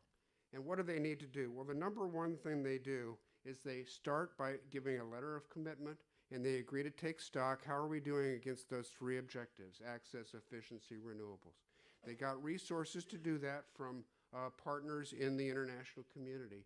And already, even in the last several months, they have begun to complete these assessments. They're beginning their groundwork and leading toward what I think is going to be the most important outcome of this, a set of dialogues, public-private dialogues, dialogues that bring together governments and business and civil society groups about how do we create the conditions to attract private investment. What are the policy reforms we need to take to get private investment to occur, and how do we actually make that happen once that occurs? As Michelle alluded, the private sector is really going to have to drive this. The energy sector, the additional spending that we need just to maintain the status quo is on the order of $1 trillion a year. And to go beyond that to a sustainable energy platform, it's generally assumed that that'll increase it by perhaps 50%. So another $500 billion a year. And I think that that's probably exaggerated, because I think that the technology and so forth is going to make it easier than people say. But the point of that is whether you're talking about 500 billion or $1 trillion or some variant on that, it's way more than than governments are going to provide. It's way more than you can ever expect out of foreign aid. And right now, the system in the climate talks is breaking down because Hillary Clinton said in Copenhagen that the North would provide $100 billion a year to the South to do mitigation and adaptation. Well, it ain't going to happen, folks. It is just not going to happen in the form of traditional foreign aid. But you get the private sector lined up where they can make a buck, deliver these services, and do it in a sustainable way. Yes, there's plenty of money where that came from. So that's why this is so important. In addition to those 55 countries, and I'll mention some of these a little bit more specifically, more than 100 organizations came forward, not the same ones we've already seen, incremental to what we've already seen, tens of billions of dollars. I have to kid my friend Jacob, who said, there was $500 million committed. There was $500 billion committed, Jacob. So if you're taking notes, if you're going to get tested on this, it's $500 billion. Then, as he also pointed out, how do we know that that's actually going to happen? And so we have to continue to track that. If this all happens, and we hope it will, we'll reach 1 billion people with access to modern energy. And really the key to this, as I indicated, is public-private partnerships.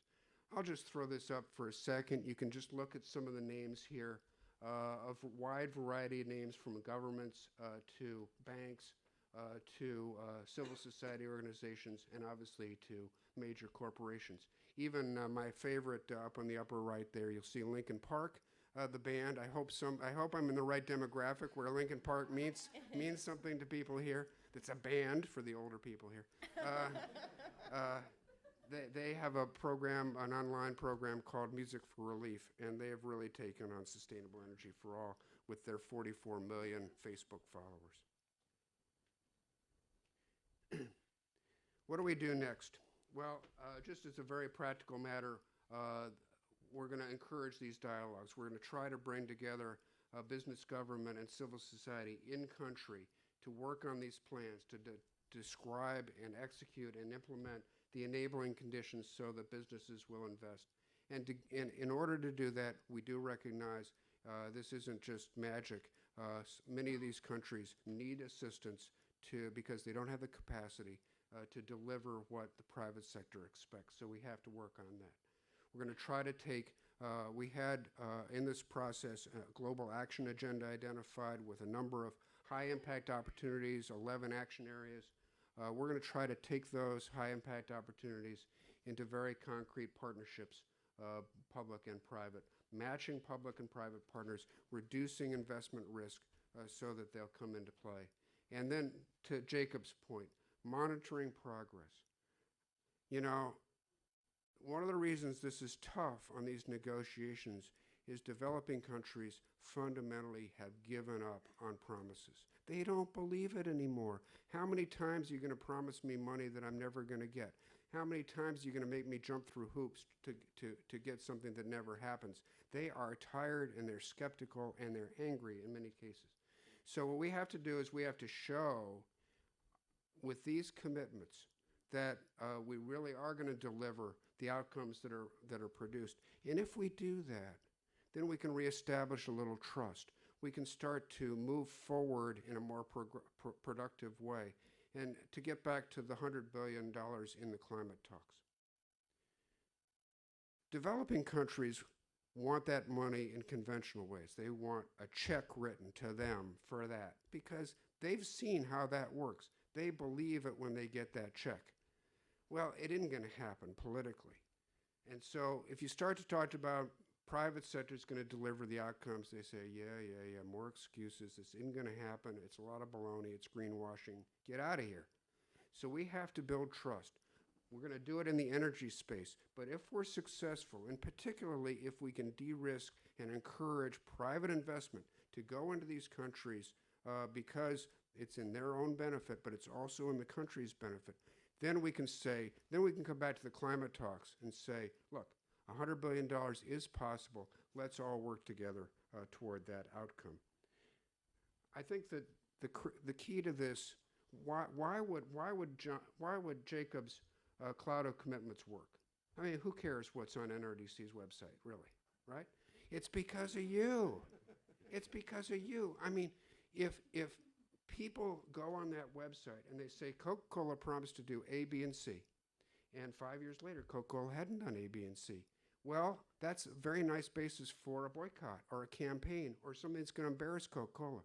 Well, Coca-Cola don't want that. That's why they're going to be motivated to do this, but they have to believe that somebody's watching, or they'll just say, oh, maybe nobody will remember, you know. So we really have to hold their feet to the fire.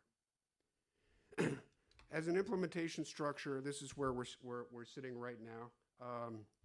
Very good news this summer. The Secretary General Ban Ki-moon and the new World Bank President Jim Kim met two people, one of Korean origin and one of Korean descent, and really hit it off.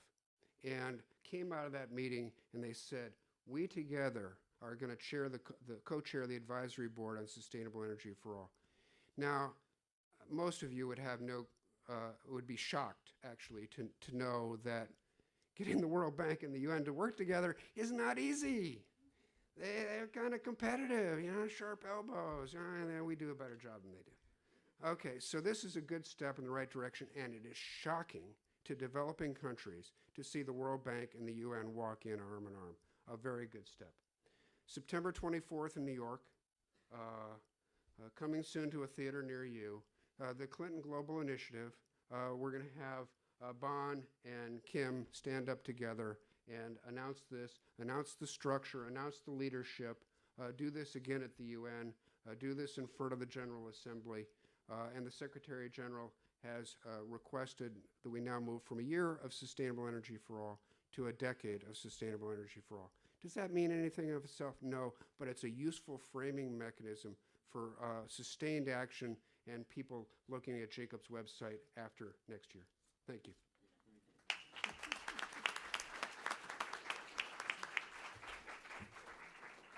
Thank you, Reed, and thank you all of our panelists. I asked my students from 4 continents to check on their national newspapers right after Rio+20, the week or two after what was out, and they were saying, everybody's saying it was a failure. But I think one thing we've learned here is that whether it's the UN Secretary General's Energy for All activities, the things that were happening in the global, the political plenaries, as well as the corporate and community activities, really that there was a huge amount going there. And of the 45 to 100,000 people were there, we've had 13 of them here among us. So as we move into our discussion period for the next 25, 30 minutes, I'd like to first invite some of the students that might be here. I know we have students from American University, George Mason and George Washington at least. Maybe anyone from another university here? All right, well, we got at least 3 covered here. If maybe we'll take one from each of your universities to get the student perspective. After all, you're inheriting the mess we created for you. And then maybe to invite some of the perspectives of others who were there if you have complementary things to share either on the impacts or the way forward. Then we'll open it up for everyone. So first we had a question coming from the 5th floor overflow folks. You out there are developing country type folks. You're not quite at the table, but you still have a voice, so I'm glad to involve you as best we can. So the question we had from down in the 5th floor was, to paraphrase, what needs to be done to redirect government attention to addressing these issues that we're raising here, and to keep institutional development to implement these things, and also to keep profit-seeking private sectors focused on benefiting the public? Let me invite any of our panelists to comment on either or both aspects of that question.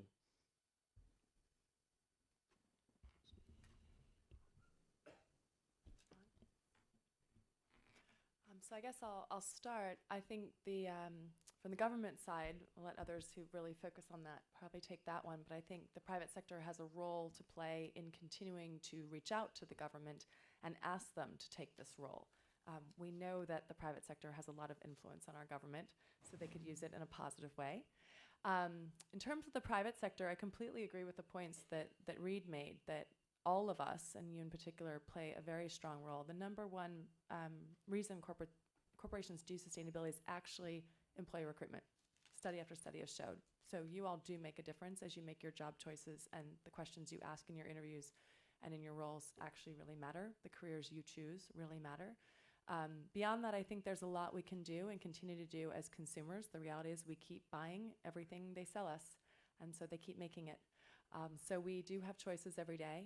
And then I think the main thing that's really going to work, in addition to that I'm hoping we see a lot more of, is actual examples of companies showing how they depend on nature, how they're managing that better, and how they are benefiting and seeing nature continue to provide the service they provide on, and how they continue to thrive as a business because of that.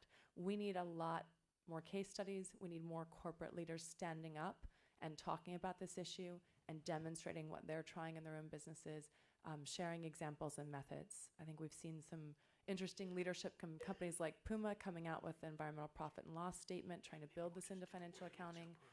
We'll see a lot coming out of the Dow Chemical Nature Conservancy collaboration. There's a lot more to come, but those are not enough CEOs talking about this or really committing to do this and actually doing it in their business. So we need more there. Any other comments from our panelists? Great. Let me then invite, graciously, starting with American University. Is there anyone from that university in the room here? Or if you can text really quickly to my screen, who has a question you'd like to ask? Okay, well, I will. Oh my goodness. I'll look down and see. Oh, please, go ahead. And please state your name and. Okay.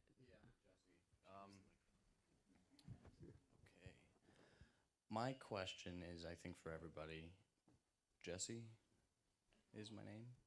And it's related to the first question. I was just wondering how you plan on getting an expanded participation of the campaign to respond to climate change when there's special interests like, I don't know, Exxon, who can buy politicians that sort of end up being your opponents in trying to make these things change. I know that you're speaking about how it's a pretty urgent matter, and I totally agree, but how do you either plan on working with or getting around those type of special interests? Well, I'll take that on. Here's something that you have to keep in mind. Nobody ever got elected on the basis of the number of dollars that they spent or raised. The commodity that politicians care about is votes. And votes are people. And if people care, politicians will follow. So it's all about us to mobilize our friends, neighbors, families, and all the people that we have great arguments over holiday dinners about, that this matters, and it matters to you. It matters to your future. And what are they doing? What are the old people in this room doing trashing your future? I think you ought to get angry about it, and you ought to mobilize and say, we are going to demand a change, because that's what politicians will listen to. I would just, I spent a lot of time over the last year trying to figure out how to engage with young people in relationship to Rio. And what I found was interesting. On the one hand, today there's a level of connectivity that's unbelievable. You could be involved in this whole Rio process in a way that simply wasn't possible 20 years ago. But when you ask young people what they're connected to, it seems like they're connected to Facebook and they're connected to Twitter. But what they really have to be connected to is their own future and this planet, because we're in an era that's unprecedented.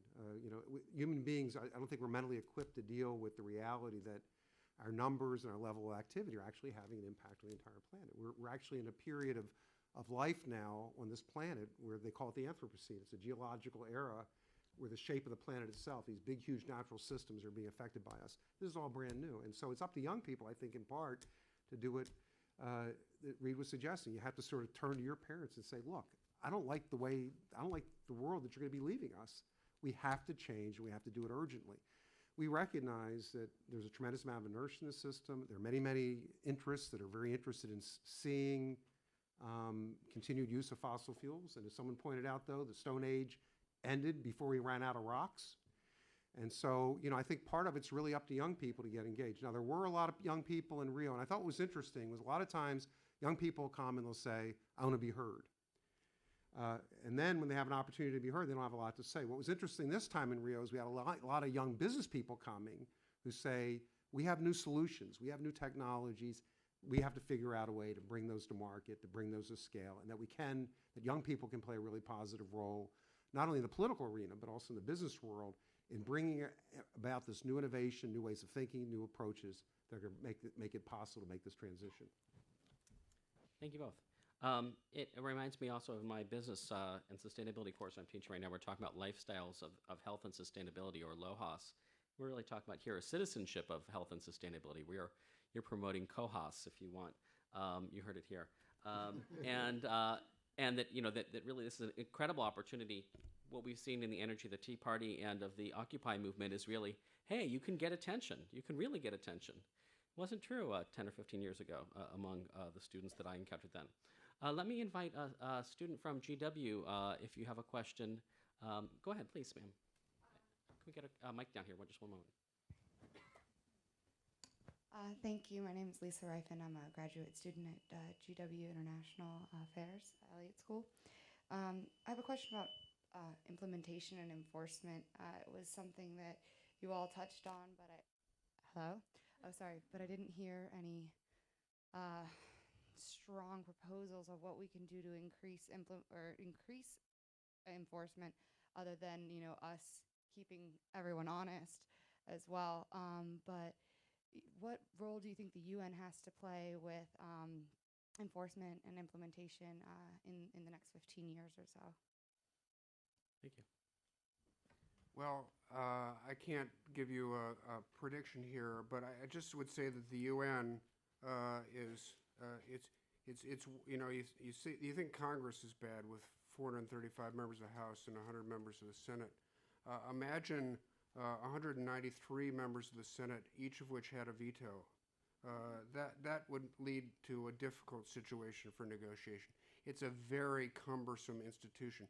But what I come back to is we make a big mistake thinking that some big institution, whether it's Congress or the UN, is going to solve this for us. That's not how it's going to happen. We're going to demand it, and they're going to follow us. That's how it's going to happen.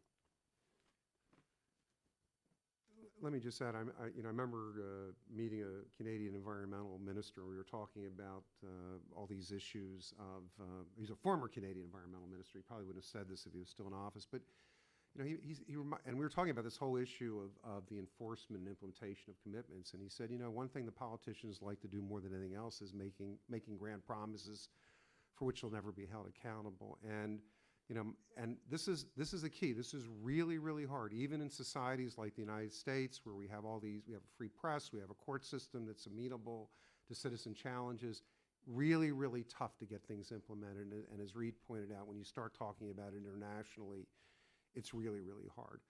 What we're trying to do with the cloudofcommitments.org, with this website, is to really begin to see if we can start using social media as a way of really getting people to focus on the fact that you've made a promise, it's going to be put out there in the public, and that we can hopefully engage citizens to put pressure on politicians, on business leaders, to follow through on their promises that they've made. We hope to identify about 10 or 12 what we're going to call cornerstone commitments that came out of Rio, the really big game changers. And then we really hope that we can work with civil society organizations and individuals worldwide to make sure they're actually implemented. If we could actually get the largest corporations in the world to get serious about getting deforestation out of their supply chain in 8 years, that would be huge. That would be a huge game changer. But it's not going to happen unless those corporations feel real pressure. And at the end of the day, we always want somebody else to do it. But at the end of the day, it's not going to happen unless citizens and consumers exercise the power they have to bring about change.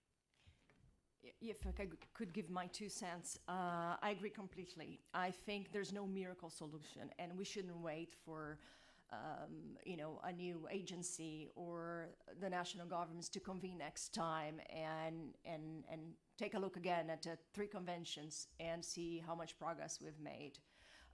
It's up to you, to me, to the organizations we work for, to really partner with, as you can, just let's take Brazil, for instance. I'm from Brazil.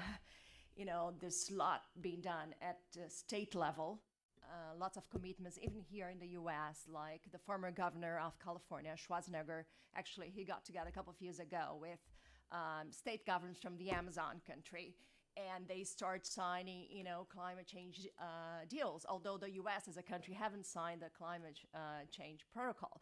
So I think we shouldn't wait for, a miracle of the governments to, get together and say, yes, we're going to do all that. That's been on paper for 20 years, since 92, and then we haven't done. So it's up to us, to the corporations, and I think more and more CI2 work a lot with corporations. And I even see organizations like, Greenpeace. I don't know if there is anybody from Greenpeace before that were great in pointing down, you're doing that wrong, and really open doors for us to go and talk to them and say, okay, now you recognize that you did wrong, and natural capital is important for your own business and for you to continue to make profit. So let's find a solution. Let's see how we can do that. I mean, if you consume, water, what is your main thing to produce Coke? I mean, so you need to return, the water back, protect, the watersheds, and otherwise, there's going to be no Coke in a few years. So I think that's the solution. I mean, small solutions and to big challenges. Just add 2 quick points. The first is the last initiative that I talked about is one that the Nature Conservancy and Corporate Eco Forum are directly behind. We are going to be at the Clinton Global Initiative also launching the next phase of this initiative, which hopefully will take it much more globally and catalyze a lot more corporate commitments. We do hope that companies will lead and follow by example. The second actually builds a little on the question we just had before, which is the starting local. One of the most powerful places we've seen movement and investment in nature has actually been through local ballot initiatives. So while we're all, I'm sure, looking forward to voting in November, there's a lot more happening often than just what's happening and what we're excited to see happens in the White House. Local ballot initiatives have actually been one of the main ways to catalyze investments in our natural resources. Time and again, we've been encouraged by local communities standing up and taking on and creating endowments, taking on a tax, or changing funding structures to invest in nature. Many of you may remember the really intense flooding that occurred across the Midwest just over a year ago. Iowa in particular was in the news, hit hard, levees breaking. There's a real shift. Those citizens stood up and voted to take on a tax to invest in restoring their floodplains because they got that their levees weren't working and their lives and their economy depended on it. I think that's where we're going to see some real change happen. We're going to see shifts in how our dollars are spent, and that's something all of us can participate in. Thank you. Actually, just this morning, Arlington County, across the river from us, had a community energy plan meeting that was really aimed at just that scale. So you can see their 3-year efforts has been working towards that, just that level. If you visit their website, we have a question that came through the internet. What kind of, beyond the discussion of the role that the UN and the World Bank might play, what kind of incentives are being given to developing countries to stay involved in these energy goals that you spoke about, Reed?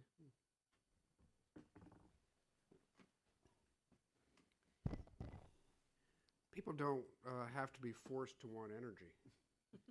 It's pretty obvious if you want to have a successful economy, you need energy, and people don't like breathing wood smoke. So if you can give them clean energy, they like it even better. Incentives are not hugely the issue here. There is a need for assistance where they know where they want to go, but they don't necessarily have the capacity to do it.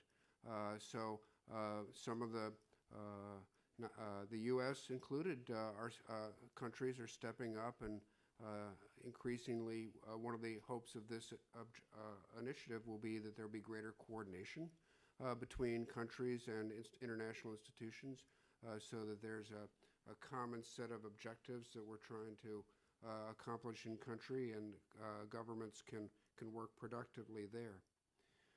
But if I might, I'd like to riff off that just a little bit back to the previous question, because in some ways it's related, which is whether you're talking about incentives or enforcement.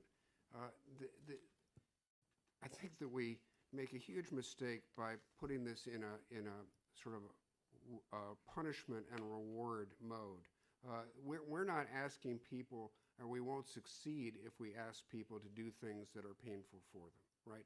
If you try to change behavior that people like, it's very difficult. Look how hard it was to get people to stop smoking. And it wasn't really, I don't think, so much, my personal view, that, you might get cancer when you're 60. It was, boy, your breath stinks, and your teeth are turning yellow, and you're gross. Now, that's a pretty effective motivator as to how I might change my behavior. But if I think I'm looking cool, I'll put off the cancer problem for a number of years. And it's the same way on this area. If what we're saying is, you're bad, you use fossil fuels, we want to punish you, we want to make energy more expensive, we want to make it difficult for you to succeed economically, we're going to have a really hard time getting people to agree with that. But if we say, you know what, there are solutions that are more attractive on a whole range of characteristics. They're cleaner, they're more efficient, they look good. People are going to say, oh, well, I'd rather have that. Can you help me do that? Then you're going to have willing partners, whether it's in the U.S. or in developing countries, when people want to put solar panels up on their roof, when they want to do the energy efficient things. That's what changes their behavior changes political behavior.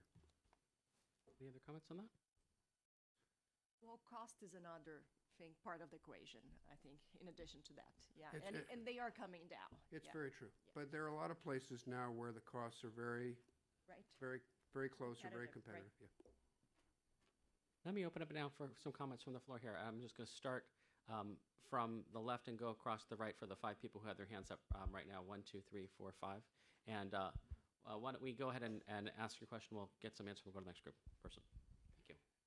Thank you. I'm John Redwood, formerly of the World Bank, now an independent consultant on environment and sustainable development. I was also at Rio, and I fully agree that the side events were more important than the main event. They were also more interesting, and I think a lot of us that were stuck in traffic when we tried to get to the main event really felt sorry for the poor negotiators.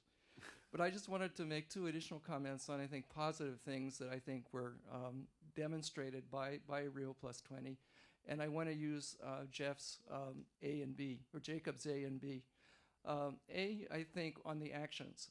One thing that was touched upon, but I don't think sufficiently so by the panel, is the role of cities, particularly large cities, and in that context, the Mayor's Forum, and the degree to which they demonstrated leadership. So I think while we can all be somewhat down, and I think appropriately so, on national governments, there's also a lot to be encouraged about in terms of leadership, real leadership stance that was taken, both in terms of commitments and in terms of actions. By mayors from New York. Michael Bloomberg was there, to Rio, of course, the host city, and really around the world. So I think that's another positive thing that was shown at Rio.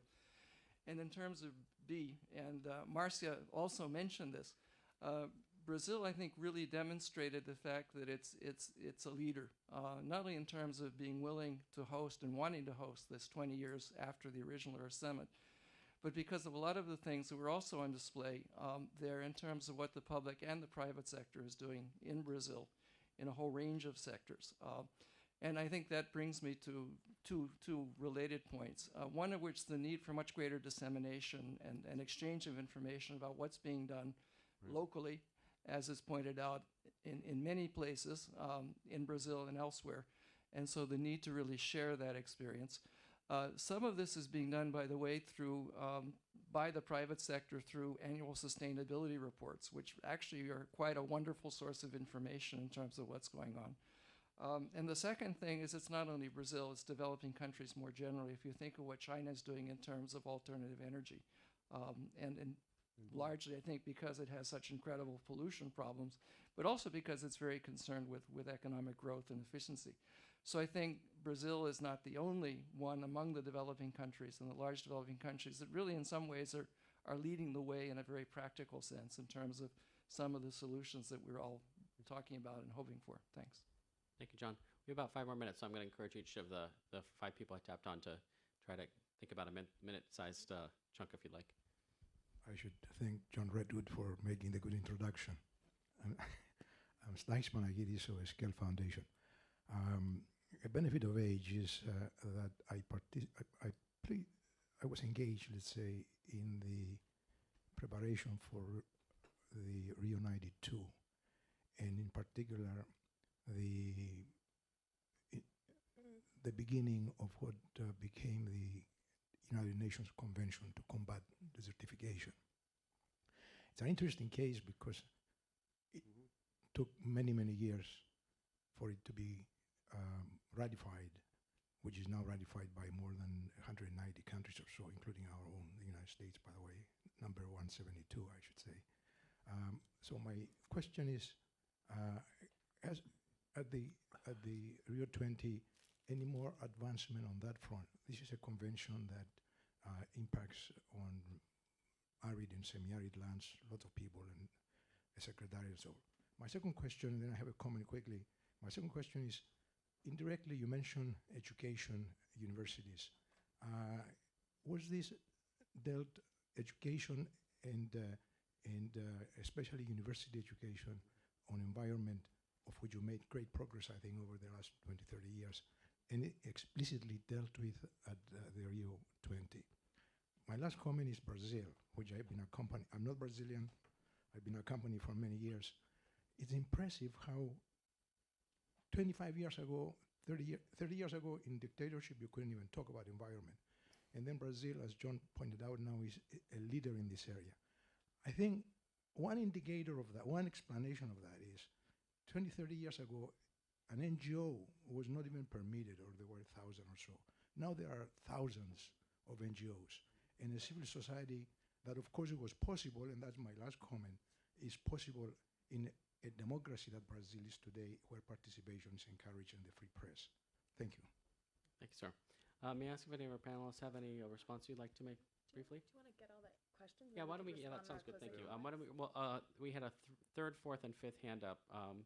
Third person who had your hand up, third over there, ma'am. Thank you. Hi, thank you. I'm Darcy O'Callahan from Food and Water Watch. I was also in Rio, and I found that you've all presented a very rosy picture of corporate engagement, not only in Rio, but in global politics in general. and that your presentation contrasts very starkly with the way corporate involvement was discussed at the People's Summit across town. There we talked about corporate capture of the UN system, and I think we've seen both in the US and in the UN system that in fact, one of the problems is that we've got too much involvement already in our political systems, and that they're influencing what comes out. So I was actually really pleased to hear the comments from the youth so far in the room today.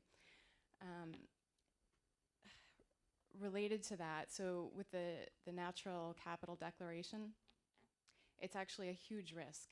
We're seeing increasing financialization of natural resources, and we don't think that putting a price on nature is the right way to save the planet. We think the big banks are behind it because they see profits there. So I'm wondering how you would reconcile the two different views that were expressed across town in Rio. Thank you. Let me invite our third commentator from over here, or question. Yeah. Hi, my name is Ponciano Manalo, and I was just wondering, with the Sustainable Energy for All initiative, you are looking to increase or double the use and investment in renewable energy over the next up to 2030. But with the advent of shale gas and the abundance of natural gas, the low cost and availability of this natural resource has now been affecting investment and also deployment of renewables. So I was wondering how the Sustainable Energy Initiative plans to either combat that or complement it, or how they plan to address this new technology and new resource abundance that may impede the initiative achieving its goals by this time. Okay, I think we had one last comment from the floor, and then I'll invite our panelists to respond briefly. Carolina Lessa with Patri. We're the largest Brazilian government relations firm.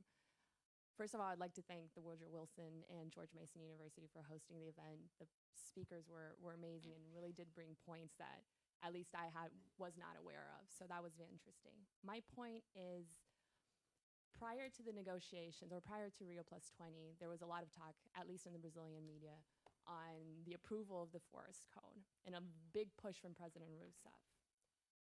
Well, the forest code is going to be voted on next week, and there's probably not a political agreement to get it voted. So there's a chance of Brazil getting to the end of the year once again and not getting this approved. This was a big issue in the media, and I was just wondering if any of the speakers had any thoughts on that, and if you heard in maybe the business or the civil society or any of the side events any talk on that. Thank you. Thank you. And actually, two more sentences from the fifth floor. What avenues do we think of as being effective in increasing education of the younger generation so they can participate in these processes? And what role can the 10-year framework of programs in sustainable consumption and production play in moving us forward? I would say if I can invite each of our panelists maybe to comment on one of the various things we heard, and then we'll wrap up from there. Reed, do you want to start, and we'll move to the... Well, I won't quite limit myself to one, but I'll keep it to two. How's that? Because we got a very specific question about how renewables are going to compete with cheap and abundant shale gas, and it's a very good question in the States. I think ultimately it's going to make it more difficult for renewable energy to compete on a strictly economic basis, and so there's going to have to be a political overlay. Renewable energy is very, very popular with the American people. You have 28 states, I think it is, with minimum standards for renewable energy. Again, the bottom-up driving this process, cities and states driving this to reflect the popular will. I think we just have to keep after that. And gas won't be cheap forever. And I think really what we need to be thinking about in terms of energy policy, if I could put on that hat, it's if you look at the United States, what do we have a lot of? We have a lot of renewable energy. We have a lot of gas. Let's figure out a policy that maximizes the benefit from those working together. So we're using gas to make renewable energy a baseload source and maximize the use of both. I think we have a lot of room to grow, and there's plenty of room for both of them. And let's just knock coal out of the box. So that's the substantive answer. But I wanted to just touch a little bit, and it plays a little bit back to Darcy's question about is this too rosy a picture? Well, yeah, it is. You can look at the glass half full or half empty. And you didn't see the Koch brothers up there making commitments, and you didn't see a lot of companies up there. You can look at those lists and say, well, that's an interesting list of 100 companies out of what, 50,000? You know, I mean, there's a long way to go. But what I think Michelle and I were both saying is that there's a trend here. And part of it is thinking about natural capital as an economic asset. Maybe it's not at a business level necessarily, maybe it's a government level, so we start to evaluate how we're losing our forests and so forth. But it's also businesses leading other businesses. If businesses like the ones in the list are doing this and they're attracting the best people, they're be the most popular, and they're doing well economically, that will lead to a trend. And yeah, it's true, we could think about a new system where corporations are treated differently and rewarded differently. But I'm practical enough, speaking for myself, that I have to deal with the world as I find it. And I think that we are using people power to start to move businesses, because really they're no different from politicians. You know, if you have a product nobody wants, or if you're a company nobody likes, you're not going to be successful. So if people take on the role of demanding these kinds of products and demanding this kind of behavior, really a small number can move a lot of ways. One example, Rainforest Action Network a number of years ago took on Citibank over it. I can't even remember what the issue was. But in a matter of months, Citibank caved to this rambunctious group of young people out in California. Why? Because they didn't want to damage their brand image. So there's a lot of power that we have in motivating corporations, and while they can behave badly, there's no question about it. I think that we can take advantage of the increasing support for these values and direct them toward where the corporations would want to go. Just last point on that, 20 years ago, 20 years ago, many of you weren't born, but 20 years ago, could you imagine Chevron building its public relations campaign around sustainability? I mean, the only way you can interpret this is that they spend a lot of money, they understand their audience very well, and this is what they believe people want to hear. Well, that's telling us we're being successful. Now let's build on that success and drive to real outcomes. Thank you, Reed. Jacob? I just wanted to comment briefly on, and partly in response to the question about the desertification, to address it a little bit more broadly. Let me say this was an extraordinarily open process, and I spent many, many months encouraging environmentalists working in different fields, population groups, women's groups, church groups, good governance groups, to get involved in the process, because I saw that when we started, for example, there was no attention at all to oceans, but the oceans community worldwide got itself well organized. They had major events and activities in Rio. They made a lot of progress in raising the visibility of this issue within the formal governmental negotiations and the final agenda. One of the challenges with sustainable development is it's really about almost everything that human beings do. It's really about I sort of would joke that this meeting was only about the future human civilization on our planet. It was the agenda was really, really broad. And I think, in today's world, and this goes to the corporate power, I think a lot of us are very, very concerned about the size of the corporate megaphone in public discussion. But I think the response has to be, in part, for people to realize that they do have power as consumers and as voters and as citizens to get really, really engaged. And I realize it's not a simple, satisfying answer, but that's what it's really going to take. And I think part of what, one of the disappointments that we had with Rio is that the governments, and quite frankly, many of the non-governmental organizations, dampened down expectations around this meeting. We should have been insisting that our leaders come, as they do once a decade, to talk about the state of the planet, the future of human civilization, and really do something. But they didn't feel that pressure from the public. And so I feel, to me, the great disappointment about Rio is we lost an opportunity, because we don't have another 20 or 30 years to get the world on a different path. That said, there's a lot of things. The Clinton Global Initiative's coming up. We have our cloud of commitments. There have been a lot of really important promises have been made. We have to, you all have an opportunity to kind of get engaged in your own communities and in the choices you make as consumers, as citizens in the society, to really kind of insist that we do make progress towards a more sustainable world. Michelle, please. Real quick point on the forest code. This is extremely important, but it's a change to the forest code. The forest code does actually exist in Brazil right now, and it's being implemented.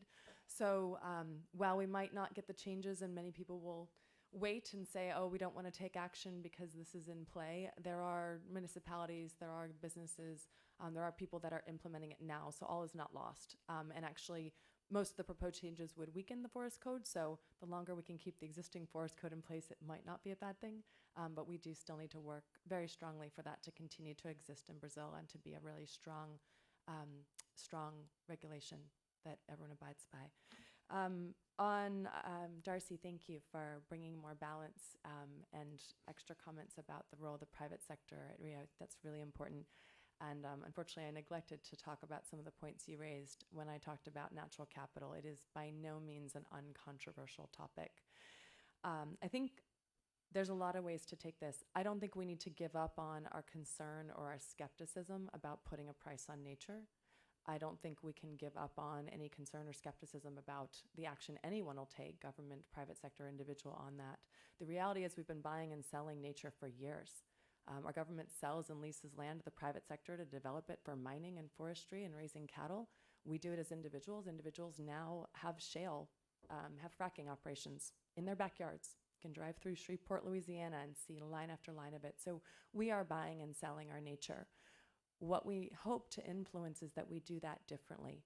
If that price includes something besides just the part that matters to you, just that privatized interest, if it actually takes into account the interest of the other community that depends on it, that it takes into account what the biodiversity or ecosystem needs to continue to survive, that is the true value of nature. If we can influence changing that methodology, changing how that value takes place, changing how those transaction occurs, changing the governance around those transactions. The water fund example that I talked about, there's now at least 15 across Latin America. One of the most established is in Sao Paulo. The downstream users, the electric utility, the city, several companies pay into a fund that support conservation upstream. There's a community governance situation for the first time around a water resource. There's combined income going to support a water resource that multiple people depend on. I'm probably an optimist at heart. I think you have to be at some level to keep standing up and doing this work every day. But I do believe that there are different value systems, there's different methodologies, and there's different government and shared community systems that we need for our natural resources. And that's what we need to keep pushing for. The private sector has their interest to turn a profit. They have their motivations for doing that. The case is already there for them to do so, but we can manage how they do it differently. Thank you very much, Michelle. Yeah? Very briefly, I'm going to complement, a couple things that Michelle said, especially on the forest code.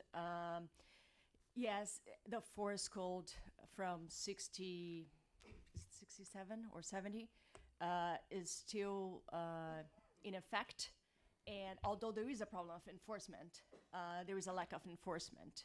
But just the potential that it has in terms of reverting some of the, forest situation degradation in Brazil, it's immense. And what we have, we have accomplished. I mean, we have secured with the forest code is amazing. So I agree. As far as this discussion goes on, and still the forest code as it is, it's been for 30 years, is implemented great, because even the vetoes from Dilma, weren't enough to revert, all the bad, changes they made in the forest code. So, but that's a long discussion. So very briefly, I'll touch on that. Thanks for bringing the role of cities. I think that was something missing in the panel, and I think it's very important. If you look at Latin America, several decades ago, it was, the rural community was huge. Now, urban communities are prevalent, and most of the environment problems we have are in the city, so we need to deal with that. I'm the first one to raise the flag inside CI. I said, we need to work in cities, in big cities. And I think it's super important. I think there's amazing things that some cities are doing. I wish they were doing more. I've been living in the US for 14 years, but I had the pleasure to spend the past 6 months in Rio. And, you know, Rio is so behind so many cities, and it's a pity because it's a city that has a robust Atlantic forest in the middle of the city. You know, it has everything, and even in terms of recycling, they don't do anything. They don't separate, so it's all behind if you see the indicators compared to other cities. So it's a pity, and I wish we would do more. Although hopefully now, you know, with the mayor we have and the new events coming up, they will this will trigger more action. In terms of Brazil being a leader, again, I think yes, and I think it's great in many sense, but I think there's still a lot that Brazil should be doing. Brazil has a great combination of, you know, it's a mega diverse country, amazing nature. It has a robust economy. It has incredible technical capacity. Thank you. Nice people, I guess. And so I think it has a great combination, and it could be a super environmental power, which is still, you know, lagging behind. And I wish we would do more. And again, thanks for bringing the up that we've painted a rosy picture about the car. We didn't mean that, but there are good things happening with corporations. But you're right, and again, I'm the first one to raise a flag and say, no, we shouldn't work with this company, or we should only work with this company if they do X, if they really commit, and if that doesn't go forward, we should end the partnership. So yeah, there are many problems. I think most of the problems we have in the world were a result of, you know, bad environmental practice by corporation. That's why we should force more best practices. But I think the issue of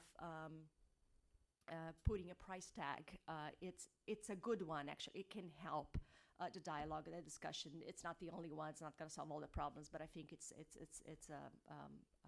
a way to bring the discussion. Thank you. Thank you very much.